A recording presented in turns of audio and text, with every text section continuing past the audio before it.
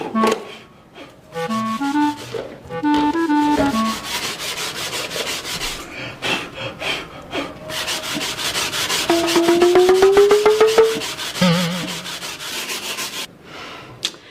No. Bruh. Sampeyan ki jane arepe ngepel apa mlitur to? Wong jedhe kok sampean gosok ing remplas kaya ngono kuwi. Padakne gawang ae.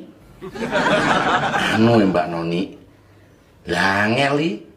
Pancen angel Pak No, tapi gak ngono kuwi carane gawe iki lho Pak No.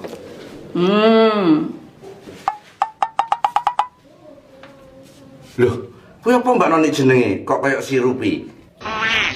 Iki ngono jenenge klintek Pak No, pembersih kerak kamar mandi. Jadi sadurunge resik-resik dikelowi entek kabeh sik ya Mbak Noni. Diklintek piye to Pak No? Lelek